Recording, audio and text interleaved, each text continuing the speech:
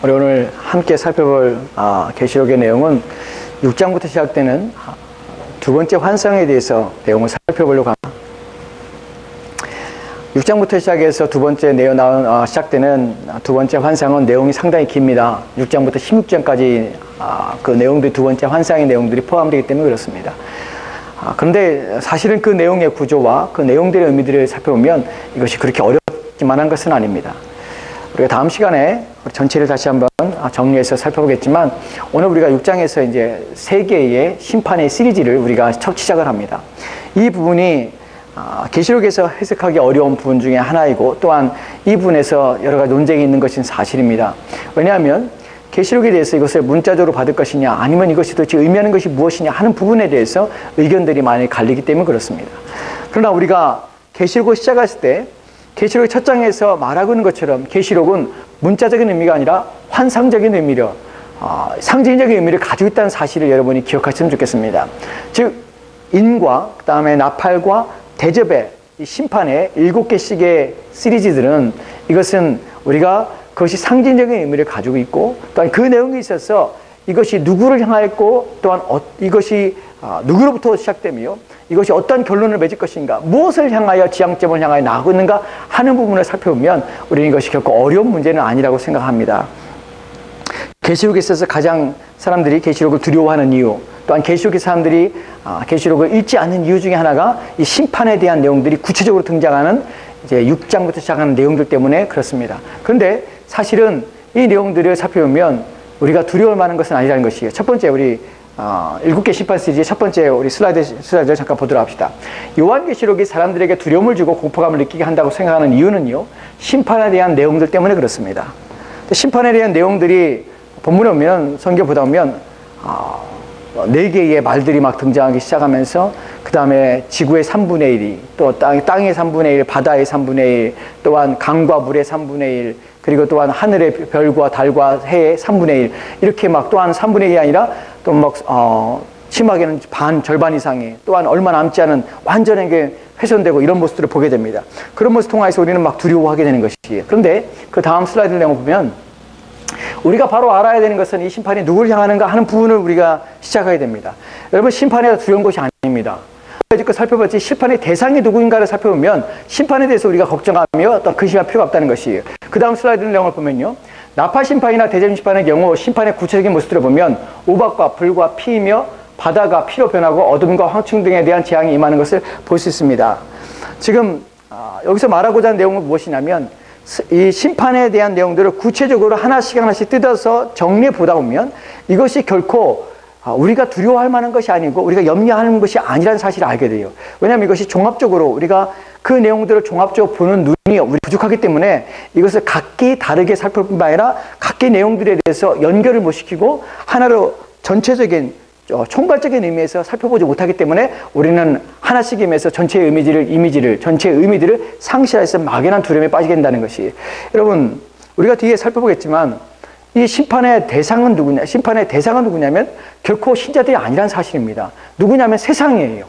그러니까 우리가 두려워하는 문제는 아니에요. 이것은 세상이 어떻게 망하는가, 어떻게 하나님께 세상을 멸망시키는가, 즉 하나님의 공의와 하나님 나라가 어떻게 세워지는가 하는 차원에서 하나님의 심판이 임한다는 사실입니다. 즉 우리가 그 심판의 대상이 아니라는 사실이에요. 신자는 결코 하나님의 심판의 대상이 아닙니다. 그 심판에 벌어지는 그 상황 속에 있지만 결코 신자는 그 목표가 신자가 되어서 하나님의 심판이 신자에게 부어지는 것은 아니라는 사실이에요. 그것을 정리하자면 심판의 시리즈에서 인과 나팔과 대접의 시리즈 볼 때 여기에 나오는 내용들의 이미지를 보면요, 지금 여기 나온 것처럼 우박, 불, 피, 바다, 피로 변하고, 바다가 피로 변하고 어둠과 황충, 이런 내용 재앙들이 등장한다는 것이, 여러분 이 재앙들을 성경에서 여러분 보지 않았습니까? 어디에 나오는 내용들입니까? 이 심판들이 어디에 구체적으로 어디에서 막 한꺼번에 이런 내용들이 막 나오죠? 애굽에, 출애굽에서 나오죠. 맞아요.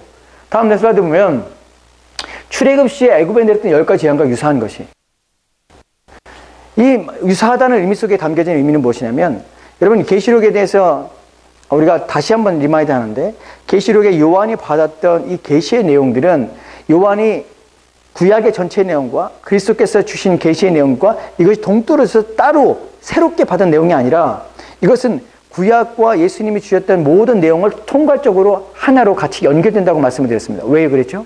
왜냐하면 하나님의 구원 계획은 구약이나 신약이나 동일하기 때문에 그래요. 즉 예언은 동일한 것이에요. 성경에서 말하는 예언이라는 것은 무엇에 대한 것이냐면 하나님의 구속 계획이 어떻게 실현되는지 하는 것이 하나님의 예언이에요.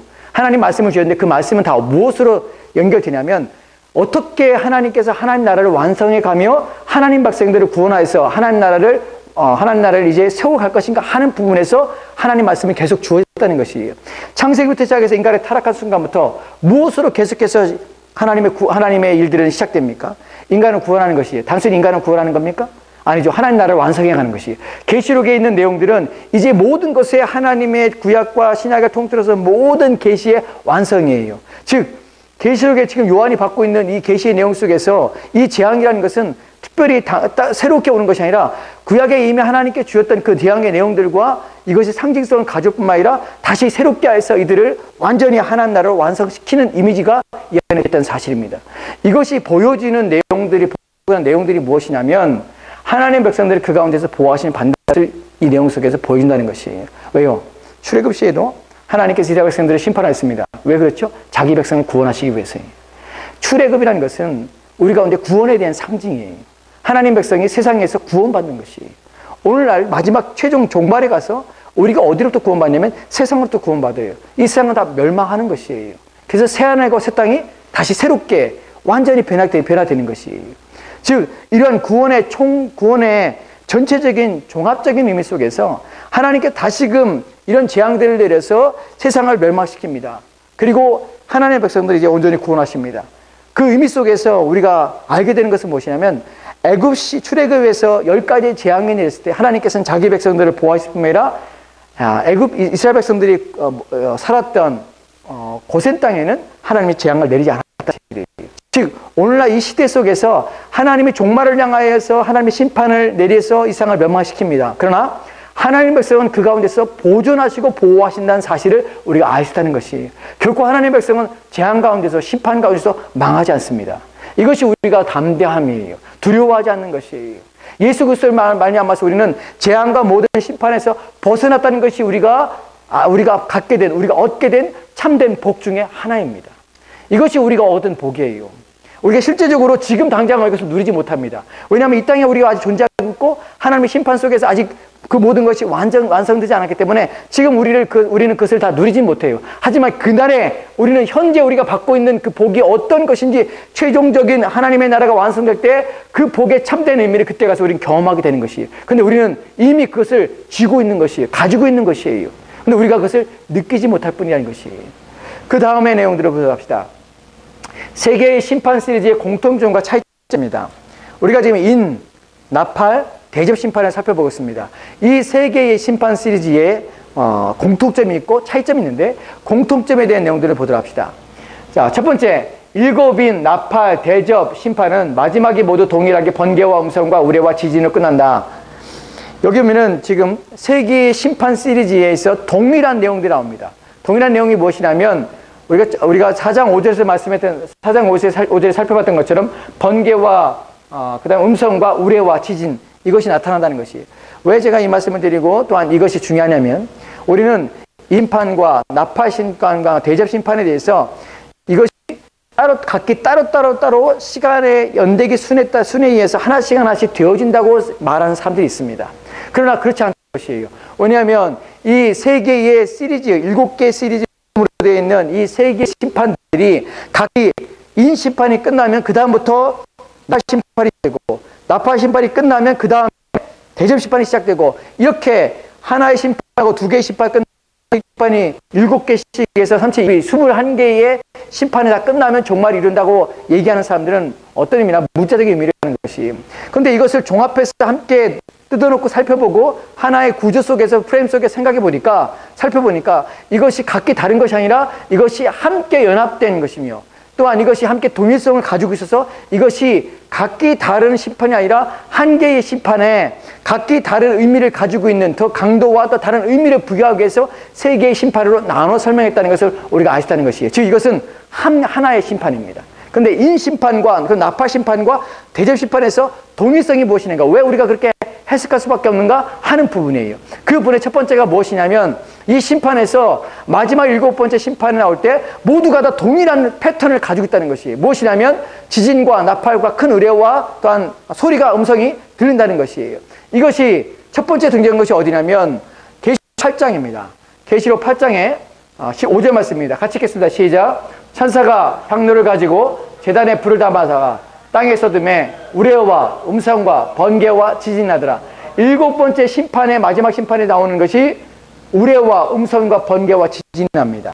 두 번째, 그 다음에 나팔심판입니다.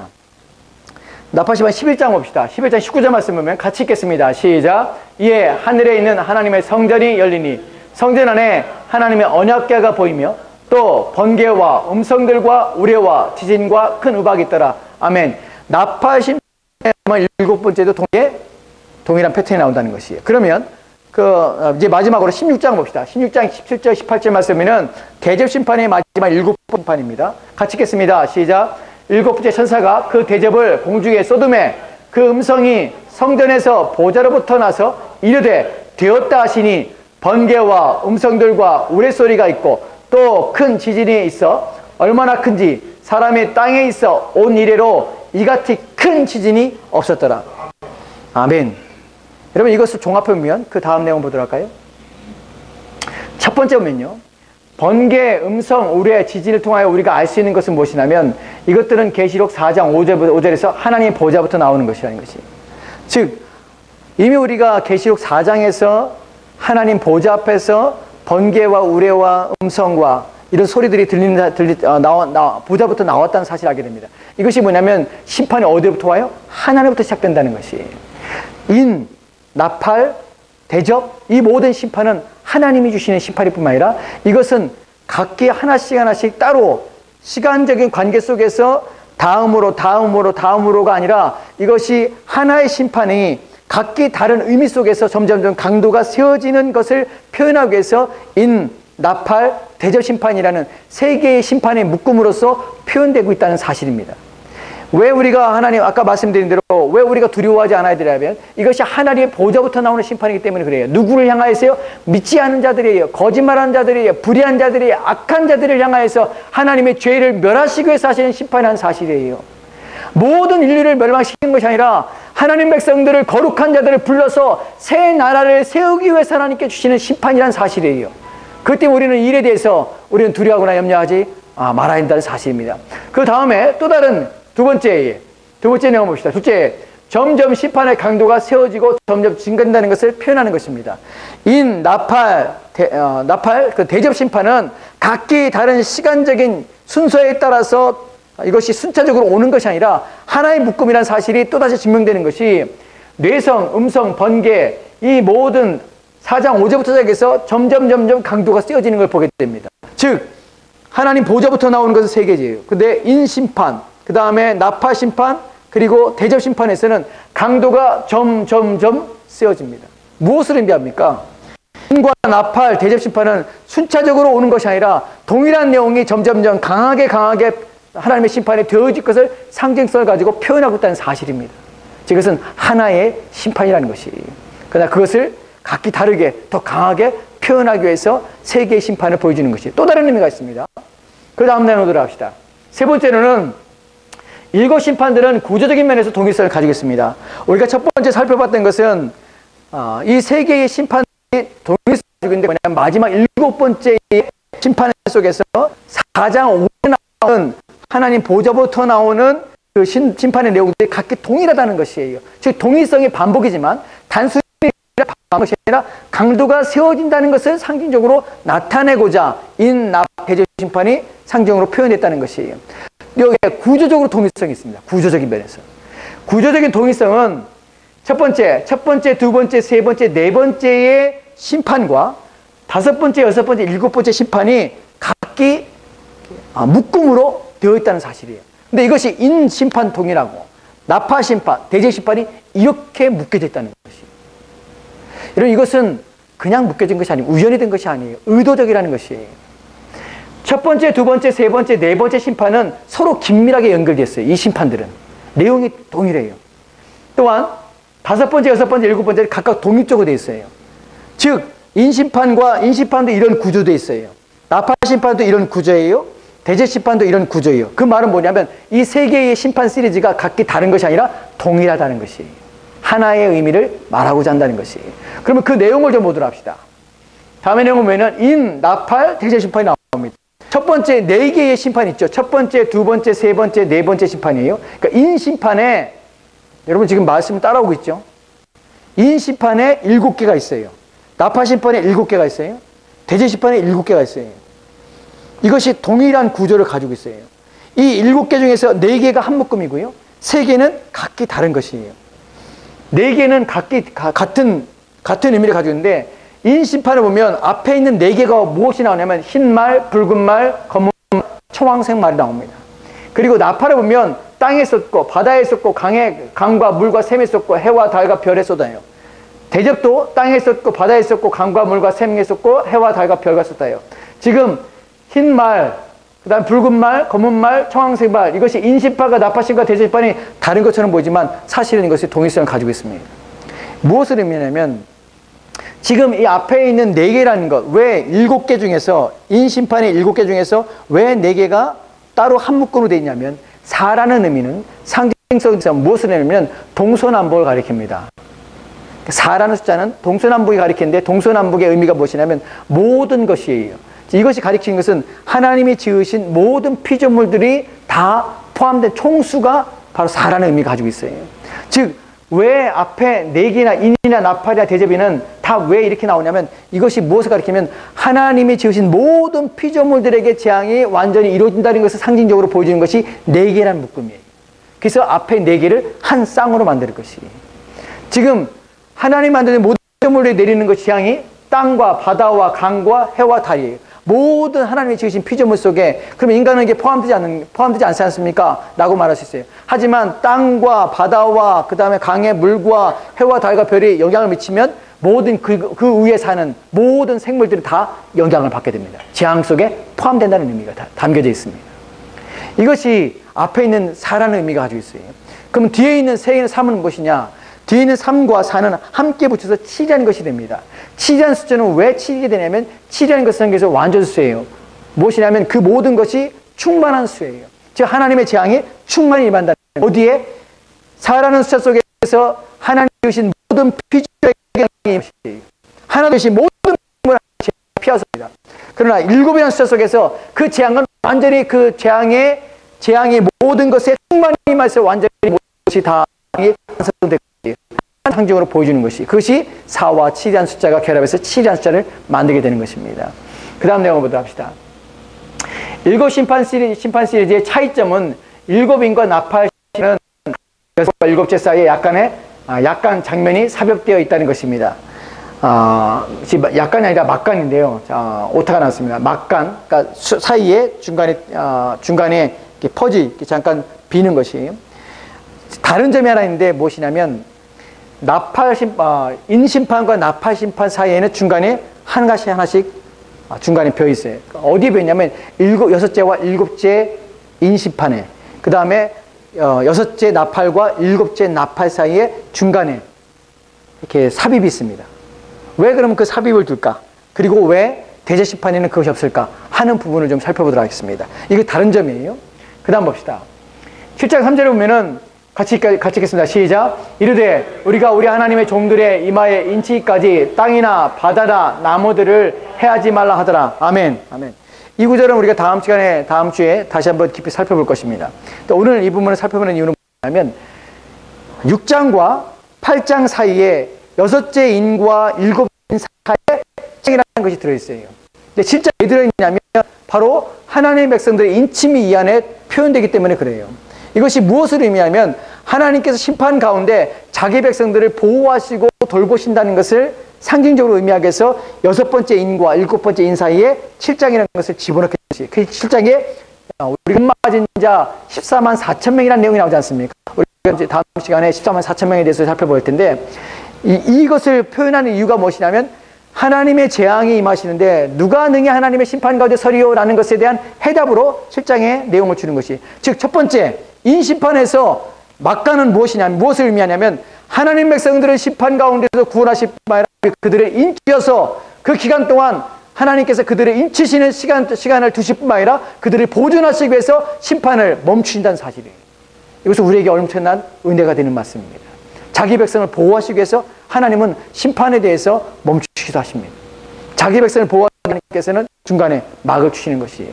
두 번째, 11장을 보도록 합시다. 11장 14절 말씀입니다. 같이 읽겠습니다. 시작. 그때에 큰 지진이 나서 성 10분의 1이 무너지고 지진에 죽은 사람이 7천이라. 그 남은 자들이 두려워하여 영광을 하늘의 하나님께 돌리더라. 아멘. 이것은 나팔 심판에서 6번째와 7번째 중간에 있는 막이에요. 중간에 있는 퍼즐, 그러니까 이게 막간이에요.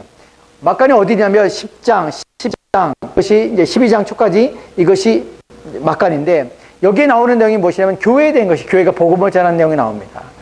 본문에 보면 뭐라고 합니까? 마지막에 그 남은 자들이 두려워하여 영광을 하나님께 돌리게 됩니다. 큰 지진이 나죠. 성 10분의 1이 무너지고 지진에 죽은 사람이 7천이라. 수많은 사람이 죽습니다. 7천이라는 것은 단순히 사람이 7천 명이 죽는다는 것이 아니에요. 완전하게 죽어야 되자 하나님의 진노와 심판 앞에서 사람들이 멸망을 당한다는 것이. 그런데 그 남은 자들이 어떻게 하냐면 두려워하여 영광을 하나님께 돌리더라라고 표현하고 있습니다. 왜?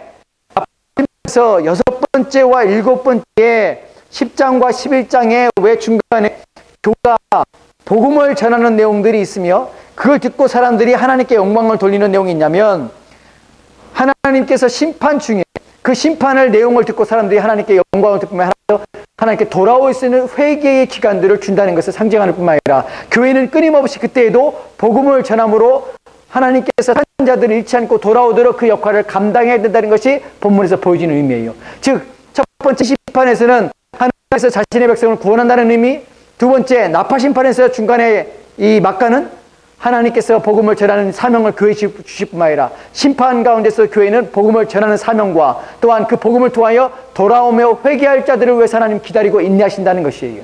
그것이 이 두 막간을 통하여 보여주는 의미입니다. 세 번째, 마지막에 있는 대접 심판에서 이런 막간이 없습니다. 대접 심판은요, 첫 번째 대접을 쏘는 것부터 시작해서 7번째 대접을 쏠 때까지 쭉 이어져요. 왜 그럴까요? 첫 번째 인심에서 하나님께서는 자기 백성을 인쳐 주셨습니다. 그리고 구원하여 주셨습니다. 두 번째에서는 하나님께서는 않은 자들에서 복음을 전하실 뿐만 아니라 그들을 기다리셨습니다. 회개를 하나님께서 기다리신 것이에요. 세 번째, 그는 하나님께서는 7번째 심판이, 대접 심판이 임할 때까지 하나님께서는 전혀 막간을 주지 않습니다. 이걸 상징하는 의미는 무엇이냐면, 하나님께서 자기 백성을 구원하시고 하시고 참고 인내하시지만 그것이 영원하지 않아요. 그 기회는 지나가 버릴 수 있다는 것이, 이것이 대접에서 막간이 없는 이유입니다. 우리는 심판의 것이 그 심판 가운데 하나님께 인쳐짐 받아서 이기는 자로서 내 신앙의 삶, 하나님 앞에 거룩함으로 내 삶을 하는 것이, 이걸 우리가 주님 오실 그날에 그 가운데 서게 될 것임을 우리 확신함으로, 오늘 우리에게서는 그러한 삶들이 얼마나 복되고 유익한데 불구하고 우리가 만약 그러한 삶들을 포기하고 우리가 세상과 연합하여서 주님이 우리에게 주신 경고에 대해서 우리가 게을리하며 그것을 듣지 아니하마서 우리가 하나님 앞에 마지막 때에 우리가 그럴 회개의 기회가 있을 뿐만 아니라 우리의 신앙을 회복할 수 있는 어떤 게 있으라고 착각하며 이 은혜의 시기들을 우리가 하나님 앞에 서야 될 그 삶의 자리에서 오늘 우리가 최선을 다해 살아야 될 그 모든 삶을 포기한 채 우리에게 나중에란 기회가 있을 것이라고 착각하며 그 날들을 기다리며 오늘 우리에게 주신 삶을 허랑과 방탕함으로 보내게 된다면 그 날이 우리 가운데 없었다는 사실입니다. 여러분, 신앙에서 내일 잘하는 것은 소용없습니다. 내일은 우리의 날이 아닐 수도 있기 때문에 그래요.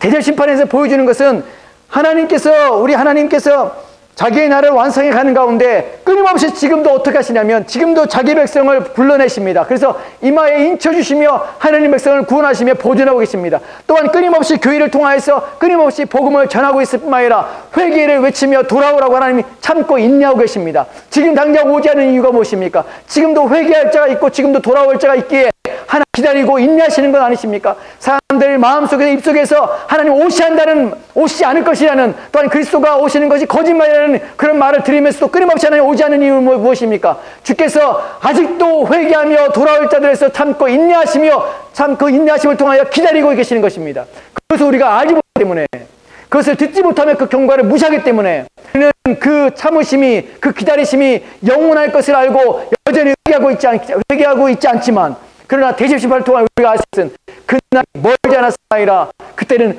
회개하여 기하자 상실된다는 사실입니다. 더 이상 기회는 없습니다.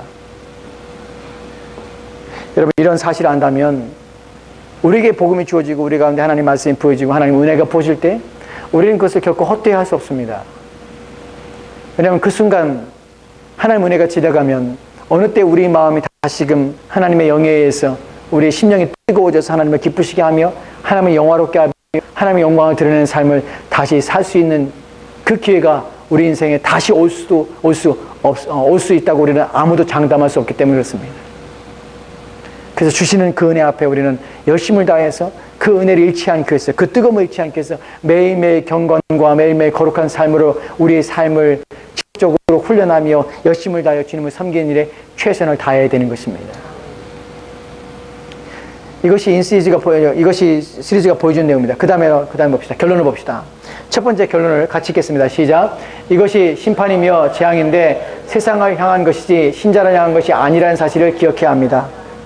예, 그렇습니다. 여러분, 우리는 계시록을 통하여 두려워하지 않습니다. 계시를 통하여 우리가 읽을 때마다 우리는 어떤 마음을 느끼냐면, 제가 계시록을 나누면서 계시록을 지금 계속해서 있습니다. 오늘 계시록 20 마지막 절을 읽었습니다.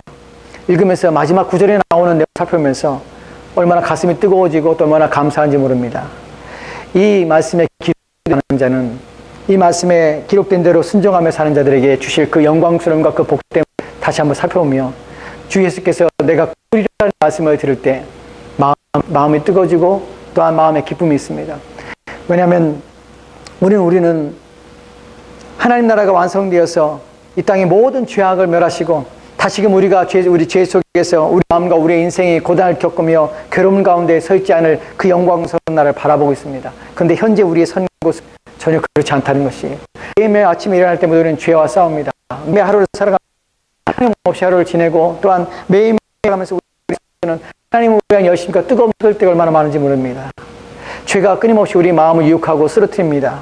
또한 죄된 생각과 세상적인 것들이 얼마나 우리 마음에 찾아와서 우리 마음을 두려워하게 하는지도 모릅니다. 그래서 하나님, 주님 오셔서 나를 하시고 나를 온전히 하옵소서.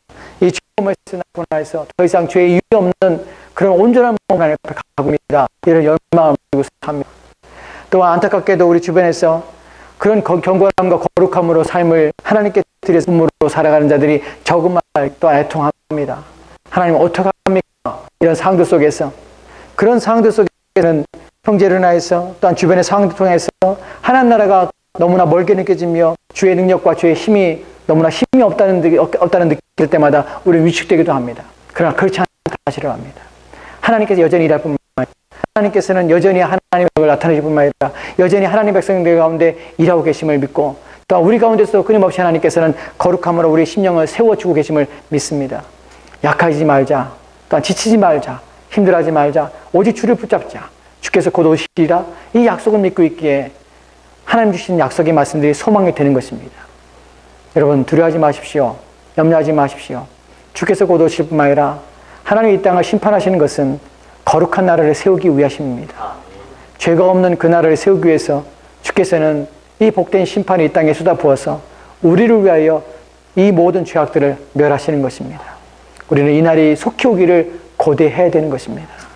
참으로 그리스도 예수를 바라보며 참으로 자신의 경건함과 거룩함을 사모하는 자들은 주여 어느 때에야 우리 몸을 온전히 거룩하게 하시겠습니까?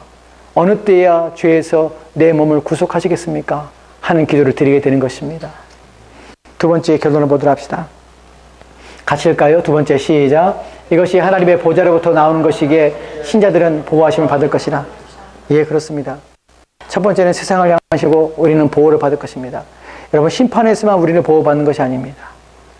하나님께서 이 땅에서 우리가 당하는 그 모든 어려움 속에서 우리는 보호하심을 받고 있습니다. 늘 하나님은 우리의 인생을 지키실 뿐만 아니라 우리를 필요를 채우시는 분이십니다. 그러니까 두려워하지 맙시다. 이 세상을 살아가면서 힘을 냅시다. 그리스도 예수를 믿는 일에 온 힘을 기울입시다. 세 번째 교훈을 보도록 합시다. 같이 읽겠습니다. 셋째 시작. 이것은 악의 세력을 완전히 제거하기 위함이며 하나님의 나라를 세우며 완성하기 위해 필수적이라는 사실입니다. 예, 이것은 필수입니다. 필수적입니다. 세상 사람들에게는 재앙을 받는 하나님의 심판과 진노 아래 있는 자들은 그 날이 이를 가며 슬피 우는 날이지만 그 날이 오지 않았으면 하고 그 날에 대해서 멀리하며 생각하지 않으며 머릿속에 지워버리려 하며 그 날을 부인하고 싶지만 그 날은 오고 있을 뿐만 아니라 그 날은 이 땅의 모든 죄악들을 다 멸하시며 쓸어버리신 날입니다. 여러분이 계시록 21장을 읽으신다면 22장을 읽으신다면 그 없는 진리를 보게 됩니다. 그 날에는 거짓과 속임과 사기와 그리움 필요 없습니다. 그러나 감사한 일입니다. 이 땅에서 우리가 힘든 무엇입니까? 신에서 나만 가는 것 무엇입니까? 우리에 있는 죄 때문에 끊임없이 연약함 육신에 고통하고 있습니다. 근데 이것이 없는 나라가 바로 그 나라입니다. 우리는 그 나라가 오시옵소서. 주의 나라가 오시옵소서. 또한 이 세상을 신하셔서 하나님의 거룩한 영광을 드러내시옵소서. 이를 우리가 드리겠습니다. 그래서 계시록은 영광스러운 것입니다. 복된 것입니다. 우리 같이 오늘 우리 함께 살펴본 내용들을 가지고 우리 함께 하나님께 기도하도록 합시다.